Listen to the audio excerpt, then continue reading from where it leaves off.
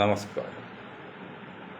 എല്ലാവർക്കും ഷാവിഷിൻ്റെയും മൊയ്തീൻ ഷായുടെയും അഭിനന്ദനങ്ങളും ആശംസകളും. ബഹുമാന്യരെ, ഡൽഹി ഇലക്ഷൻ കഴിഞ്ഞു. ട്രംപ് ഗസയിലേക്ക് നേരിട്ട് ഇടപെടാൻ പോകുന്നു. അങ്ങനെ ഒന്ന് രണ്ട് കാര്യത്തെക്കുറിച്ച് ഒന്ന് സൂചന തന്നുകൊണ്ട് നമ്മൾ ഇന്ന് പരിപാടി തുടങ്ങുകയാണ്. അതിന് മുൻപായിട്ട് ഒന്ന് രണ്ട് കാര്യങ്ങൾ സൂചിപ്പിക്കുകയാണ്. അല്ലാതെ മറ്റൊന്നുമില്ല. ഞങ്ങളുടെ മനഃശാസ്ത്ര ഗ്രൂപ്പാണെന്ന് ഞാൻ പറഞ്ഞല്ലോ. മനഃശാസ്ത്ര ഗ്രൂപ്പാണ്. ഫിലോസഫി ഉണ്ട്, ശാസ്ത്രമുണ്ട്. ഞങ്ങളൊരു ഗ്രൂപ്പിൽ ഒരു മനഃശാസ്ത്രം സൂചിപ്പിച്ചൊരു കാര്യം എനിക്ക് വലിയതൊരു രസമുള്ളതായി തോന്നി. അത് മറ്റൊന്നുമില്ല. ഇപ്പോൾ ഹലാൽ എന്ന ബോർഡ് വെച്ച് അത് ജാതീയതയാണ്, വർഗീയതയാണ്, തീവ്രവാദമാണ്, ഭീകരവാദമൊക്കെ എന്ന് പറയുന്ന ഒരു വിഭാഗം ജനങ്ങൾ. എന്താണ് ഹലാൽ? ശുദ്ധമായ ഭക്ഷണം, അത് അനുവദനീയമായ ഭക്ഷണം എന്നുള്ളൂ. വേറൊന്നുമില്ല. ഒരു വാക്ക് അർത്ഥമില്ല. അത് അറബിയായിട്ട് യാതൊരു ബന്ധമില്ല. ആ വാക്ക് അറബി ആണെങ്കിലും അതിൽ അറബിയുടെ യാതൊരു ബന്ധമില്ല. ശുദ്ധമായ ഭക്ഷണം അല്ലെങ്കിൽ അനുവദനീയമായ ഭക്ഷണം. അതിലിവിടെ ജാതി, ഇവിടെ മതം, ഇവിടെ തീവ്രവാദം. എന്നാൽ മറ്റു നിങ്ങൾ ആലോചിച്ച് നോക്ക്. ബ്രാഹ്മിൻസ് ഹോട്ടൽ, അതിലേറ്റവും വലിയ തീവ്രവാദവും വർഗീയവാദവും ഭീകരവാദവും പിന്നെ ജാതിവാദമൊക്കെ. അതായത് വെജിറ്റേറിയൻ, നോൺ വെജിറ്റേറിയൻ, വെജ് അല്ലാത്തത് അതൊക്കെ, അത് കോമൺ ആണ്. ഈ ബ്രാഹ്മിൻസ് എന്ന് പറയുമ്പോൾ നോക്കട്ടെ, നാളെ നിങ്ങൾക്ക് അതൊരു ഇവിടുത്തെ പ്രധാന ജാതികളുള്ള ബ്രാഹ്മിൻസ് ഉണ്ട്. നാളെ മുസ്ലിം ഒരു ഹോട്ടൽ, സക്രിയ ഫക്രുദ്ദീൻ, അതിൻ്റെ അടിയിൽ മുസ്ലിം, അതുപോലെയൊക്കെ ഓരോരുത്തർ പറഞ്ഞാൽ ഇതേ പേര് കേരളത്തിൽ പോലും ഒരു മുസ്ലിം ഹോസ്പിറ്റൽ എന്നുള്ള പേര് വന്നിട്ടില്ല. ഒരു ഹോസ്പിറ്റലിലും ബാക്കിലും മുസ്ലിം എന്ന് കാണിച്ചിട്ടില്ല. ഒരൊറ്റ ഹോസ്പിറ്റലില്ല കേരളത്തിൽ. കേരളക്കാർ നമുക്കറിയില്ല. പക്ഷെ ഇവിടെ നായർ ഹോസ്റ്റലുണ്ട്. ഇവിടെ ക്രിസ്ത്യാനി ഹോസ്പിറ്റൽ എന്ന് പറഞ്ഞാൽ ഒറ്റ ബോർഡ് വെച്ചിട്ടില്ല. സഭയുടെ ചില പേരൊക്കെ ഉണ്ടാവും. ക്രിസ്ത്യാനി ഹോസ്പിറ്റൽ എന്ന് ഒരൊറ്റ പേരില്ല. ഇവിടെ നായേഴ്സ് ഹോസ്പിറ്റൽ തൈക്കോടത് നമ്മുടെ വൈറ്റിൽ നിന്ന് അങ്ങോട്ട് പോകുമ്പോൾ നായേഴ്സ് ഹോസ്പിറ്റൽ, ഒരു മെൻ്റൽ ഹോസ്പിറ്റൽ എത്രയോ വർഷമായി പല സ്ഥലത്തുമുണ്ട്. അപ്പം അതൊക്കെ ചെയ്യുന്നുണ്ട്. അതൊക്കെ ചെയ്തിട്ട് ഞാൻ കുറ്റപ്പെടുത്തല്ല. അപ്പം ഞങ്ങളുടെ ഈ നമ്മുടെ മനഃശാസ്ത്രം പറയുന്നത് ഇതെന്തൊരു വിരോധാഭാസമാണ്. Brahmins hotel, Brahmins curry powder, Brahmins പിന്നെ കോഫി പൗഡർ എന്നൊക്കെ പറയുമ്പോൾ അതിൽ ഏറ്റവും വലിയ സാമുദായികതയും ജാതീയതയും പിന്നെ ഭീകരവാദമൊക്കെ വരുന്നത്. അപ്പോൾ ഏതായാലും നിങ്ങൾക്ക് ചിന്തിക്കാൻ വേണ്ടി ഒന്ന് സൂചന ഈ മനഃശാസ്ത്രം പറഞ്ഞാൽ നിങ്ങളെ അറിയിക്കുകയാണ്. നിങ്ങൾ ചിന്തിക്കുക. പ്രശ്നം ഉണ്ടാക്കാൻ വേണ്ടി പറഞ്ഞല്ല, എല്ലാ വർഷവും ചിന്തിക്കണമല്ലോ. മറ്റൊന്ന്, കഴിഞ്ഞ ദിവസം ഒരു പോലീസുകാരൻ പത്തനംതിട്ട ഭാഗത്താണ് ഒരു തട്ടുകടയിൽ ഗുണ്ട ആക്രമിക്കാൻ വന്നപ്പോൾ പോലീസ് സന്ദർഭശാല വന്ന്, അപ്പോൾ ഈ തട്ടുകടക്കാരൻ വന്നതനുസരിച്ച് പോലീസ് ഇടപെട്ടു. അപ്പോൾ ആ ഇടപെട്ട് പോലീസ് പറഞ്ഞിട്ട് അദ്ദേഹം മരിച്ചുപോയി.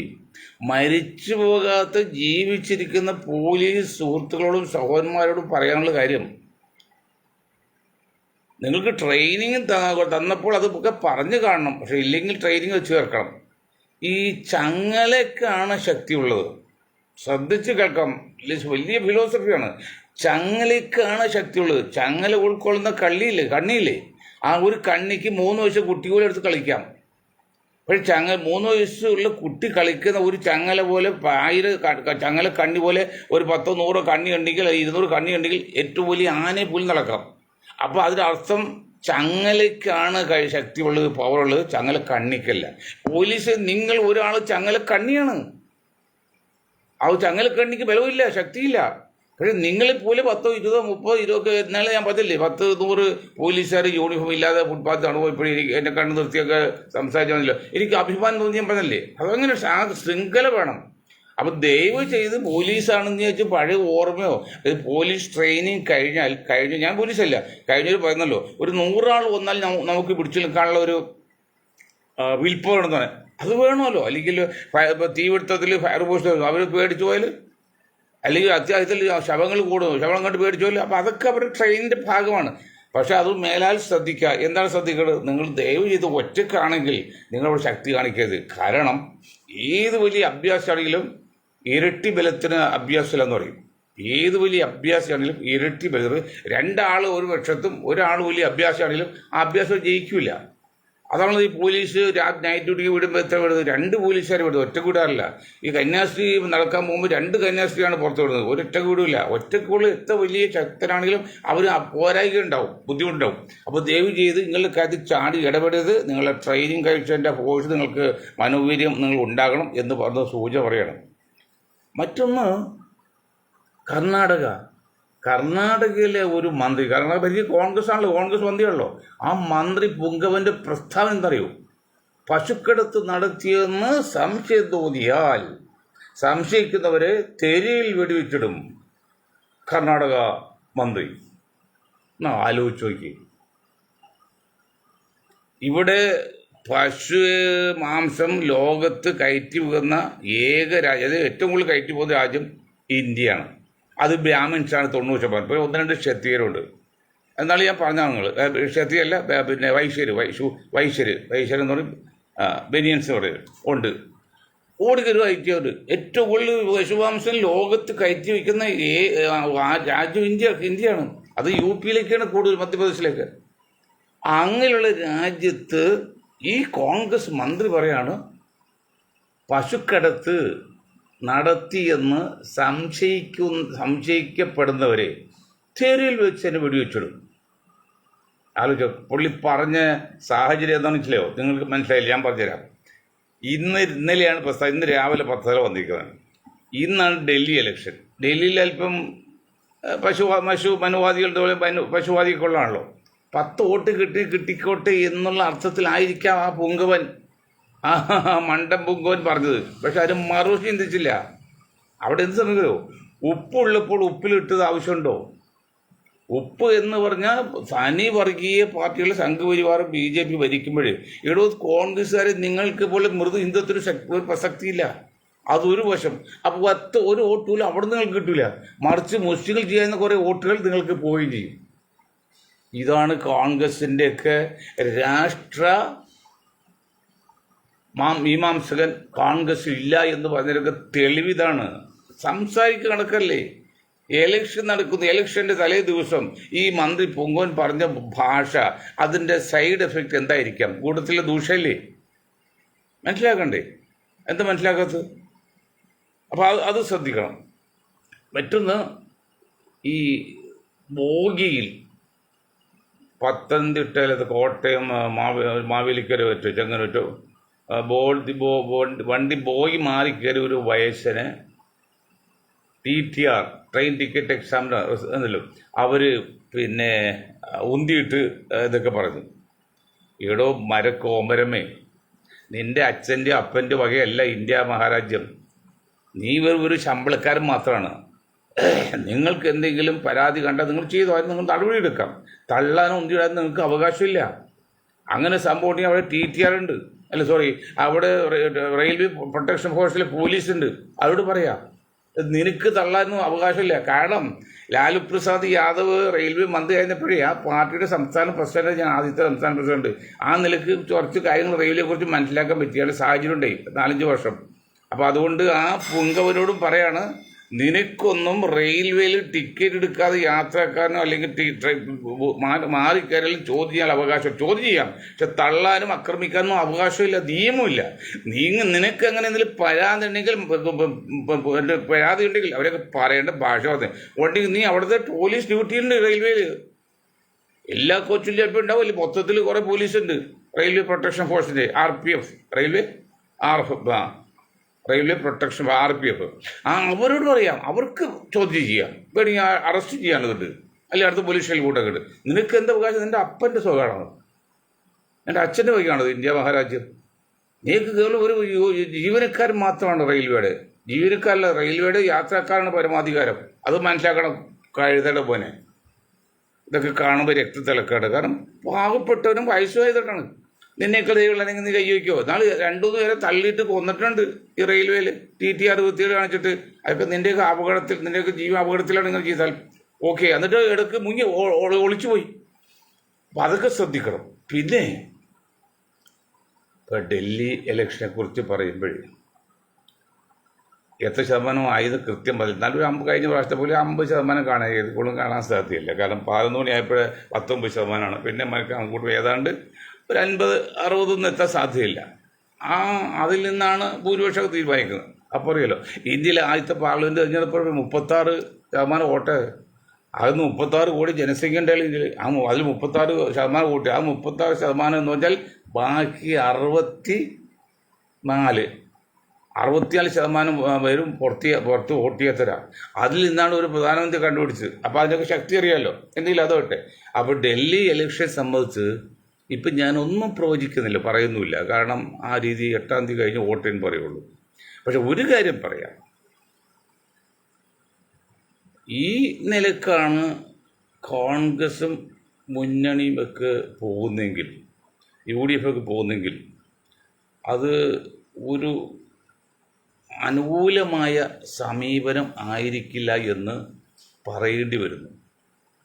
കാരണം ഇപ്പോഴും കേരള രാഷ്ട്രീയത്തിൻ്റെയോ അല്ലെങ്കിൽ ഇന്ത്യൻ രാഷ്ട്രീയത്തിൽ നിന്നും അടിയൊഴുക്ക് മനസ്സിലാക്കാൻ ഈ പ്രതിപക്ഷ മുന്നണിക്കോ ഇന്ത്യ മുന്നണിക്കോ സാധിക്കുന്നില്ല. ഏറ്റവും തെളിവാണ് 5 വർഷം മുൻപ് പ്രഖ്യാപനം നടത്തിയ അല്ലെങ്കിൽ നടക്കുമെന്ന് പ്രതീക്ഷിക്കുന്ന ഡൽഹി ഇലക്ഷനിൽ കോൺഗ്രസ് പാർട്ടി എന്ത് തയ്യാറെടുപ്പെടുത്തിയിരുന്നു. കേരളത്തിലേക്ക് ബാധകമാണത്. അത് അന്ധമായ ഒരു വിശ്വാസമാണ് ഇത്തവണ ജയിക്കുമെന്നുള്ളത്. അത് നമ്മൾ ഇന്നലെ പല കാര്യം പറഞ്ഞു. അതുകൊണ്ട് ഞാനത് വീണ്ടും അത് പറയുന്നില്ല. പിന്നെ മറ്റൊന്ന്, നമ്മുടെ ഇന്നത്തെ ഈ ഇന്ത്യ മഹാരാജ്യത്തേക്ക് അമേരിക്കയിൽ നിന്ന് ഇന്ത്യയിൽ നിന്ന് കുടിയേറി പാർത്ത 18,000 പേരായിട്ട് വിടാൻ ഉദ്ദേശിച്ചാൽ 205 പേരെ അമേരിക്കയുടെ വിമാനത്തിൽ, പട്ടാള വിമാനത്തിൽ ഇന്ത്യയിൽ ഇറക്കിയതുകൊണ്ട് കാണാം വന്നിരിക്കുകയാണ്. ട്രംപും മച്ചാനായിട്ടും എന്ത് പറ്റി? നിങ്ങൾ പൂജ നടത്തിയല്ലോ ട്രംപ് ജയിക്കാൻ വേണ്ടി. ഈ ക്രിസ്ത്യൻകളും സംഖ്യകളും മുസ്ലിം എല്ലാം കൂടി. എന്നിട്ട് എന്ത് ചെയ്തിപ്പോൾ? ഇപ്പം എന്താ സംഭവിക്കാമെന്നറിയോ? ഇനിയാണ് കളി വരുന്നത്. ഒരു 3-ാം ലോകമഹായുദ്ധം എല്ലാ കോപ്പും കൂട്ടുന്നുണ്ട്. എല്ലാ സാധ്യതയും നടത്തി. ഇത്രയും കാലം പുലി വരുന്നേ എന്ന് പറഞ്ഞെങ്കിലും വന്നിട്ടില്ല. ഇത് വരാൻ സാധ്യതയുണ്ട്. ഈ കണക്കിൽ കേൾക്കൂ. ട്രംപ് പറഞ്ഞു ഗസയിൽ ട്രംപിൻ്റെ പട്ടാളം ഒന്നുവരെയാണ് ഇപ്പോൾ കേൾക്കുന്നത് സംരക്ഷിച്ചത്. ട്രംപ് ഒരു കാര്യം പറഞ്ഞു, ഗസയിലെ 23 ലക്ഷം ജനങ്ങളിൽ 50,000 പേര് ഒന്നും മരിച്ചുപോയി, ബാക്കി ഒരു 1 ലക്ഷം പേരായിട്ട് പരിക്കേറ്റിരിക്കുക. അതിപ്പോൾ ഏതാണ്ട് ഒരു 21.5 ലക്ഷം ജനങ്ങളുണ്ട്. അവർ മുഴുവൻ A to Z മുഴുവൻ 100% പേരെയും ജോർദാൻ അതിർത്തിയിലും ഈജിപ്തിൻ്റെ അതിർത്തിയിലേക്കും മാറ്റണമെന്ന്. ഗസ മാറും. എന്താണ് ഇതിൻ്റെ പുറകിൽ കളി എന്നറിയാവോ? ഞാൻ ഈ യുദ്ധസമയത്ത് ഞങ്ങളുടെ ഗ്രൂപ്പ് പറഞ്ഞിരുന്നു. ഇപ്പോൾ പനാമ കടലിടുക്ക്, ഈ ലോകപ്രസിദ്ധമാണല്ലോ, സൂയസ് കനാൽ, ഇതൊക്കെ വലിയ വരുമാനം ഉണ്ടാക്കുന്നതാണ്. പക്ഷേ അതിനേക്കാൾ വലിയ ഒരു കനാൽ ഉണ്ടാക്കി ലോക സാമ്രാജ്യ നിലയിൽ അമേരിക്കയും ബ്രിട്ടൻ ചേർത്തുള്ള ഗ്യാങ് ഇസ്രായേലിൻ്റെ സപ്പോർട്ടോടി തുടങ്ങാനുള്ള പരിപാടിയുണ്ട്. ആ തോട് പൂർത്തിയാകണമെങ്കിൽ ഈ ഗസ ഉൾപ്പെടുന്ന അകത്താണ് 10 സ്ക്വയർ മീറ്റർ മറ്റുള്ളൂ. 25-24 മീറ്ററിൻ്റെ വീതി, 14-12 മീറ്റർ നീളം. അങ്ങനെ വരുമ്പോൾ ഏതാണ്ട് ചെറിയ തുരുത്തുള്ളൂ. നമ്മുടെ എറണാകുളം ജില്ലയിൽ ഇത്രയും ഇല്ല ഈ ഗസ എന്ന് പറഞ്ഞത്. ആ സ്ഥലം കൂടി കിട്ടിയാൽ മാത്രമേ ഈ തോടുണ്ടാക്കാൻ പറ്റൂ. അതിനു വേണ്ടി കരുതി കൂട്ടി ഇസ്രായേൽ ലോബി, ഈ പാൻ അമേരിക്ക അല്ലെങ്കിൽ പാശ്ചാത്യ ലോബി, അല്ലെങ്കിൽ സാമ്രാജ്യ ശക്തികൾ എന്നൊക്കെ പറഞ്ഞ ലോബി ഒത്തുകൊണ്ട് തന്നെയാണ് ഈ ഗസയെ ഇസ്രായേലിലേക്ക് കടക്കാൻ അവസരം കൊടുത്തത്. നമ്മൾ നോക്ക്, ബുദ്ധി വൈദ്യ ചിന്തിക്കാമല്ലോ. ഈ ഒരു ഈച്ച പോലും വന്നാൽ പിടിക്കാൻ സംവിധാനമുള്ള ഇസ്രായേലിൻ്റെ പട്ടാളവും വിമാനവേദ തോക്കും മറ്റ് സംവിധാന ഇലക്ട്രോണിക് മതിലൊക്കെ ഉള്ളിടത്ത് എങ്ങനെയാണ് ഈ പഴയ പാട്ടയെ വെച്ചുകൊണ്ട് ഗസയിലെ ഈ ഹമാസുകാർ അവിടെ എത്തിയത്? ആയിരക്കണക്കിന് പേര് അവർ തുറന്നു കൊടുത്താണ്, യാതൊരു സംശയക്കാത്തില്ല. അതിനർത്ഥം അവർ ടെലികമ്മ്യൂണിക്കേഷൻ വിങ്ങൊക്കെ മുറി പൂട്ടിയിട്ട് പോലുമില്ല, ഓഫാണ്, എങ്കിലും കിടക്കാൻ പറ്റുള്ളൂ. അപ്പോൾ ആ ഒരു കാരണത്തിൻ്റെ പേരിൽ വേണം ഇവിടെ ഈ ഗസയിൽ കിടക്കാൻ. എന്തിനാണ് ഗസയിൽ കിടക്കുന്നത്?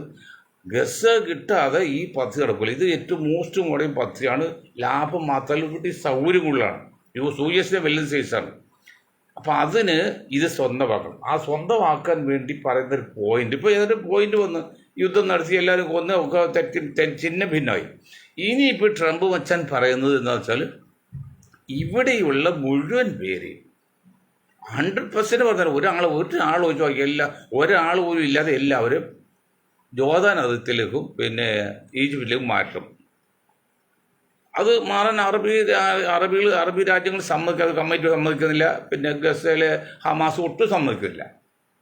ഇങ്ങനെ വരുമ്പോൾ പട്ടാളം ഇസ്രായേലിൽ ഇത് മുമ്പ് യുദ്ധം ചെയ്ത് അമേരിക്ക പട്ടാളമൊക്കെ ആയിട്ടാണെങ്കിലും പേര് ഇസ്രായേൽ പട്ടാളം എന്നാണ്. ഇപ്പോൾ അമേരിക്ക ട്രംപ് പട്ടാളം ഇറക്കുന്നത്. അങ്ങനെ വരുമ്പോൾ ചൈനയും റഷ്യയും പിന്നെ ഉത്തര കൊറിയയും ഇവരൊക്കെ ഭ്രാന്തന്മാരാണ്. ഈ അമേരിക്കൻ പ്രസിഡന്റ് പോലെ അല്ലെങ്കിൽ റഷ്യൻ പ്രസിഡന്റ് പോലെയൊക്കെ ഭ്രാന്തന്മാരാണ്. സ്വന്തം കാര്യമല്ലാതെ വേറെ യാതൊരു നേട്ടമൊന്നുമില്ല. യാതൊരു നേട്ടമൊന്നുമല്ല ഞാൻ പറഞ്ഞല്ലേ. അതായത് ഉക്രൈനിലെ യുവതികളെ മലയാളി യുവാക്കൾ വിവാഹം കഴിച്ചൊക്കെ തീരുമാനിച്ചൊക്കെ സഭ റോമിൽ വെച്ച് എൻ്റെ കാലത്ത് ആണുങ്ങളില്ല കൊന്നുകളഞ്ഞു. അപ്പോൾ അത് ആർക്കാണ് ഇന്നലെ പറഞ്ഞ 2 വയസ്സന്മാർ, ഒന്ന് പിന്നെ ഇതാണ് റഷ്യയിലെ ആ പ്രായമുള്ള ആൾ കാർന്നവർ, ഒന്ന് അമേരിക്കൻ കാർന്നവർ, 90 വയസ്സുള്ളവരാണ്. അവർ ആധിപത്യം നിർത്താൻ വേണ്ടിയില്ല, അല്ലാതെ വല്ല കാര്യമുണ്ട്. പാവം ആണുങ്ങളെ കൊന്നിട്ട് പട്ടാളക്കാരെ കൊന്നിട്ട്. അപ്പം അങ്ങനെയുള്ള ഭ്രാന്തന്മാർക്ക് അവർ വിചാരിക്കുന്ന നടക്കണം ആധിപത്യം നിലനിർത്തുമെന്നല്ലാതെ സാമാന്യ മര്യാദ ഒന്നും അവർക്ക് ബാധകമല്ല. അപ്പം അങ്ങനെ വരുമ്പോൾ നമ്മൾ ലോക രാജ്യങ്ങൾ ഒന്ന് ഭയപ്പെടേണ്ടിയിരിക്കുന്നു, ഒന്ന് കൂടി ചിന്തിക്കേണ്ടിയിരിക്കുന്നു. അമേരിക്ക അത് ചെയ്തേ തീരും. ട്രംപ് ഉൾപ്പെടെ പ്രത്യേകിച്ചും ഇസ്രായേൽ സപ്പോർട്ടും പാശ്ചാത്യ ശക്തികൾ സപ്പോർട്ടും. അപ്പോൾ അത് ഗസയിൽ അല്ലെങ്കിൽ ഹമാസ് സമ്മതിക്കില്ല. പിന്നെ എന്ത് ചെയ്യും? അറബ് രാജ്യങ്ങളും ആത്മാസ അല്ലെങ്കിൽ പോലും പുറത്ത് പറയാൻ വേണ്ടിയെങ്കിലും ഒരുമിച്ചിട്ട് അത് സമ്മതിക്കില്ല, പറ്റില്ല പറഞ്ഞിരിക്കുക. അപ്പോൾ അവിടെ ബലം പ്രയോഗിക്കും. അവിടെയുള്ള ബലം വരുന്നത് ഈ ബലം ലോന ഓർഡർ ബലം വരുമ്പോഴാണ് ശാക്തീകരണം നോക്കുന്നത്. ആര് ജയിക്കുവാൻ തോൽക്കറിയില്ല. അപ്പോൾ അത് ചെയ്യും. എൻ്റെ ശ്രോതാക്കളെ, നിങ്ങൾ ബഹുഭൂരിപക്ഷം വരും അറിയുന്ന ബുദ്ധിമാൻ എത്രയോ പേരുണ്ട് എന്നെക്കൾ വരും. പക്ഷെ അധികം പേരും നിങ്ങൾ കഥ അറിയാതെ ആട്ടം കണ്ടുകൊണ്ടിരിക്കുകയാണ്. എന്നാൽ ലോകത്ത് നടക്കുന്നത് ഇന്ത്യയിൽ പോലും ഇത്രയും ഇന്ത്യൻ പൗരന്മാരെ അമേരിക്കയിൽ നിന്ന് അവർ പട്ടാള വിമാനത്തിൽ ഇന്ത്യയിൽ ഇറക്കം കൊണ്ടിട്ട് ഒരക്ഷരം പോലും ഇന്ത്യ വേണ്ടിയിട്ടില്ല.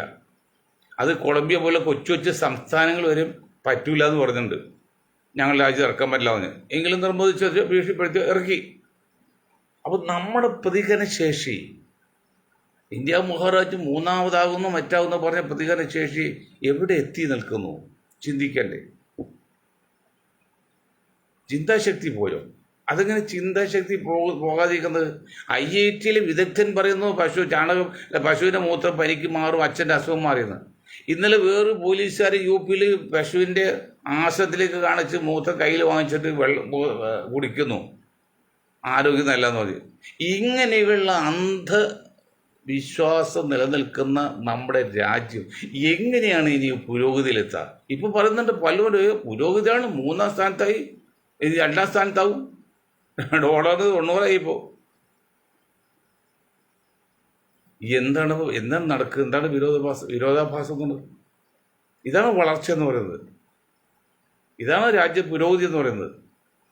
തന്നെയുമല്ല, ഇവിടുത്തെ ഇന്ത്യയിലെ സംസ്കാരത്തെക്കുറിച്ച് പറയുമ്പോൾ മറ്റ് രാജ്യങ്ങൾ കേട്ടാൽ അവർക്ക് വാസ്തവം ലജ്ജയും നാണവും തല പൊക്കാൻ പറ്റാതെ. എന്താണ് നമ്മുടെ സുരേഷ് ഗോപി എന്ന മന്ത്രി പറഞ്ഞത്? ഉന്നത കുല ജാതനെ ഏൽപ്പിക്കണം. ഉന്നത കുല ജാതനെ ഏൽപ്പിക്കണം പറഞ്ഞ സുരേഷ് ഗോപിയുടെ വകുപ്പ് ഡെപ്യൂട്ടി മിനിസ്റ്ററല്ലേ, സഹമന്ത്രിയല്ലേ പെട്രോളിയത്തിൻ്റെ.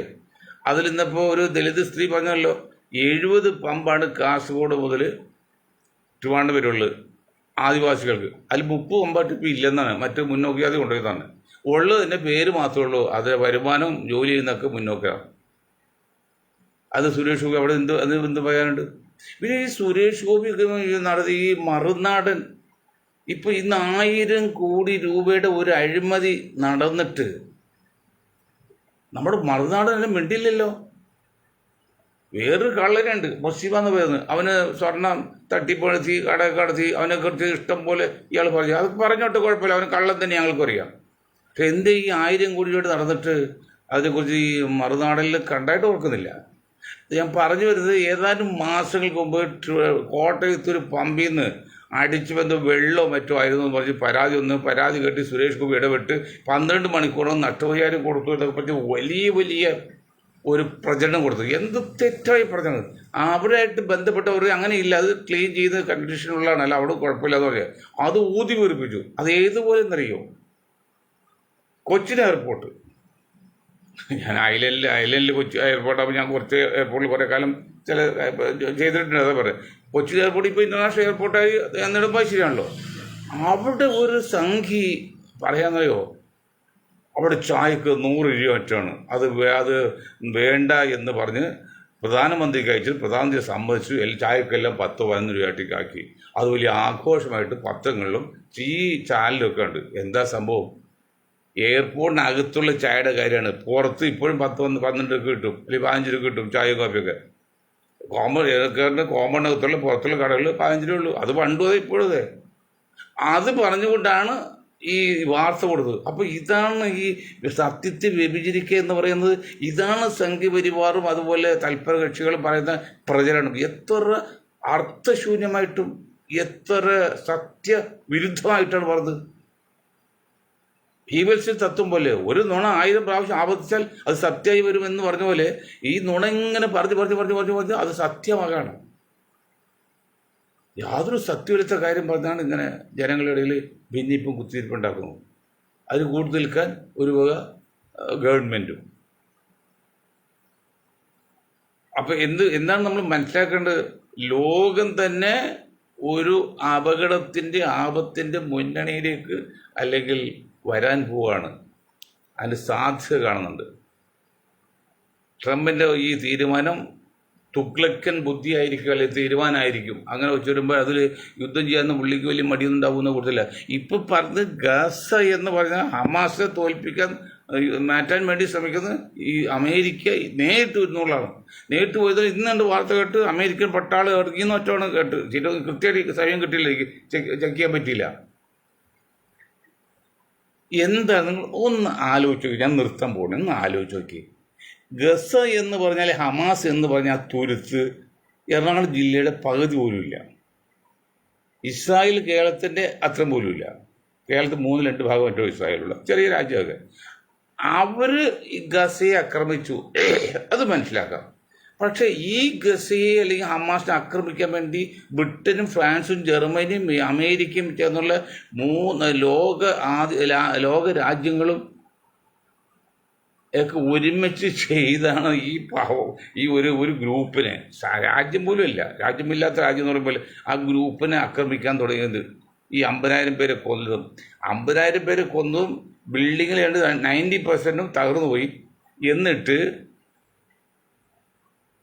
ഇതെല്ലാം ചെയ്തിട്ട് 50,000 പേരെ കൊന്ന് 1,00,000 പേരെടുത്ത് പരിക്ക് പറ്റി ബാക്കികളെത്രേ ചെയ്തോളൂ. ഈ 50,000 പേരെ കൊല്ലുന്നതിന് വേണ്ടി നമ്മൾ കണക്കൂട്ടി ഏതാണ്ട് 1,000 കോടി രൂപയെങ്കിലും ഒരാൾക്ക് കൊന്നാണ്.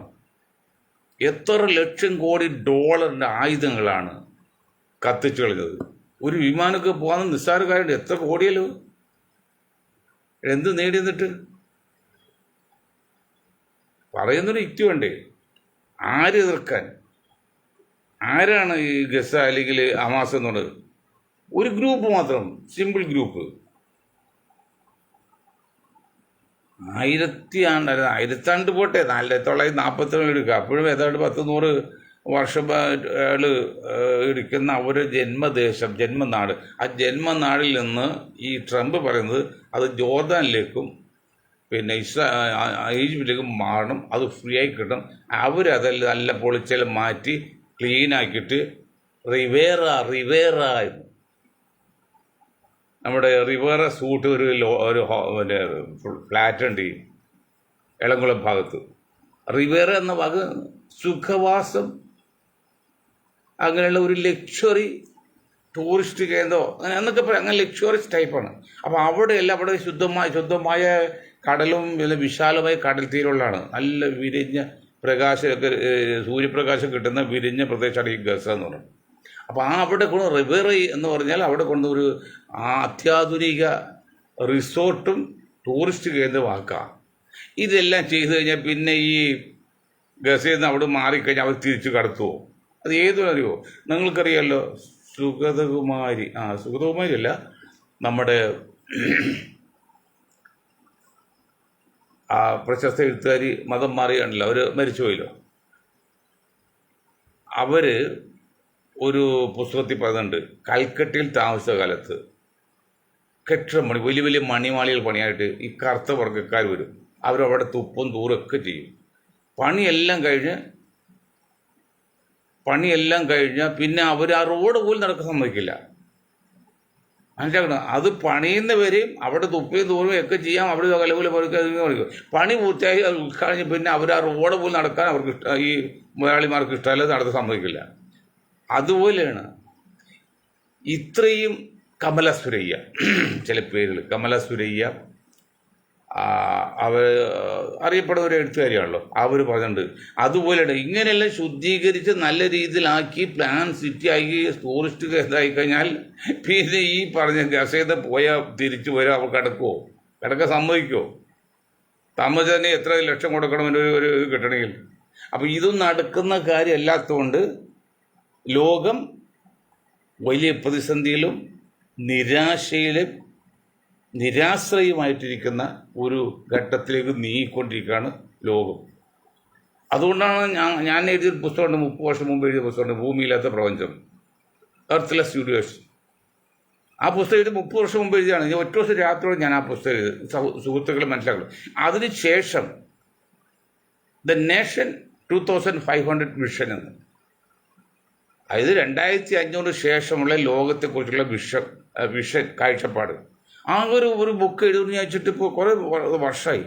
ഒരു പോലും നമ്മുടെ കമ്പ്യൂട്ടറിലേക്ക് വരുന്നില്ല, ഒരു ഐഡിയ വരുന്നില്ല. അതിനർത്ഥം 2500 ഈ ഭൂമി ഉണ്ടാവില്ലെന്ന് തന്നെയാണ്. അതാണ് ഐഡിയ ഒന്നും വരാത്തത്. ഒറ്റ ദിവസം രാത്രി ശരിയാക്കിയതാണ് ഭൂമിയില്ലാത്ത പ്രപഞ്ചം. അപ്പോൾ അത് ഞാൻ വലിയ ആളെന്ന് പറയാൻ വേണ്ടിയില്ല. ഞങ്ങൾ ഇപ്പോൾ പറയുന്നത് ചിലവർ ശ്രദ്ധിക്കാതെ പോകുന്നുണ്ടെങ്കിൽ, നോഹ് നബിയുടെ കാലത്ത് കപ്പലുണ്ടായില്ലേ, വെള്ളപ്പൊക്കം വന്നു, ആ കപ്പലിൽ പണിതപ്പോൾ അവിടുത്തെ ആൾക്കാർ ദ്രോഹികൾ വന്ന് അപ്പിയിട്ട് അവസാനം ബുദ്ധിമുട്ടായി. ദൈവത്തിൽ പ്രാർത്ഥിച്ചു. ആരാണ്? നോഹ് നബി. നോഹയുടെ കപ്പൽ എന്ന് പറഞ്ഞ ബൈബിളിൽ പറഞ്ഞേ, എന്താ പറയുക, ദൈവം ഇങ്ങനെ ശരിയാണ്. അപ്പോൾ ദൈവം പറഞ്ഞു, നീ പേടിക്കണ്ട, അവരെ കൂടെ ഞാൻ ശരിയായിക്കളഞ്ഞു. അപ്പോൾ അവിടെയുള്ള ആൾക്കാർക്ക് ഒരു സ്ഥലത്ത് എന്തോ ചൊറച്ചിൽ പുണ്ണ് പോലത്തെ അസുഖം വന്നു. അത് പറയുമ്പോൾ മഞ്ചേരിയിൽ ഒരു കുട്ടി, ഒരു പെൺകുട്ടി, 20 വയസ്സുള്ള പെൺകുട്ടി എതിട്ട് ഒരു ബനിയം പോലെ ഇതിട്ട് ചൊറച്ചിലെടുത്ത്. അപ്പോൾ ഉമ്മായും മോളും കൂടി മഞ്ചേരിയിൽ ഒരു ആശുപത്രിയിൽ പോയി. അവരെടുത്ത് ചിലപ്പോൾ എന്തോ ഇഞ്ചക്ഷൻ എടുത്ത്, പിന്നെ അസുഖം കൂടി വേഗം അവിടെ കൊണ്ടുപോയിക്കളെ വന്ന് അവർ സാധാരണ ഒരു ഹോസ്പിറ്റലിൽ നിന്ന് മറ്റു ഹോസ്പിറ്റലിൽ വിടുമ്പോൾ റെഫറൻസ് ലെറ്റർ ഉണ്ട് എന്ത് ചെയ്യണമെന്ന് അറിയാനായിട്ട്. അത് കൊടുക്കാതെ ആംബുലൻസ് കയറി വേറെ കോഴിക്കോട് ഹോസ്പിറ്റൽ വിട്ടു. പേരിട്ട് ഹോസ്പിറ്റലാണ്. ആ ഹോസ്പിറ്റൽ എന്നും പ്രശ്നമുള്ളതാണ്. 4-5 ദിവസം കഴിഞ്ഞാൽ കുറ്റം മരിച്ചുപോയി. അപ്പോൾ അതാണ് പിന്നെ എന്താ പറയുന്നത്, അലർജി ആയിരിക്കാം. അപ്പം അങ്ങനെ വരുമ്പോൾ ഭൂമിയില്ലാത്ത പ്രപഞ്ചം ഞാൻ പറയുന്നത്, അങ്ങനെ വന്നപ്പോൾ അവിടെ അസുഖം വന്ന ആൾക്ക് അസുഖം വന്നപ്പോൾ ഇങ്ങനെ അപ്പോഴും അപ്പിയിടാൻ നോക്കി. ഒരാൾ അപ്പിയിട്ടപ്പോഴേ ഈ മൂത്രത്തോടൊപ്പമുള്ള ജലം മുഖത്ത് തെറിച്ചു. ചിലപ്പോൾ അങ്ങനെ സംഭവിക്കാം. തെറിച്ച് പോയിട്ട് അവൻ്റെ അസുഖം മാറി. അവൻ പുറത്ത് നോക്കുമ്പോൾ അസുഖം. എന്ത് പറ്റിയത്? അയ്യോ ഇങ്ങനെ അറിയില്ല, രാവിലെ ഞാൻ അപ്പിയിടായിരുന്നപ്പോൾ ഒരു തുള്ളി വെള്ളം മുഖത്ത് വീണ്, ഇപ്പം എൻ്റെ അസുഖം മാറി. അങ്ങനെ വന്ന് എല്ലാവരും വന്നും അത് കുടിച്ച് തോർത്തെടുത്തെടുത്ത് കഴുകി തുടങ്ങി ശുദ്ധിയാക്കി കൊടുത്ത്.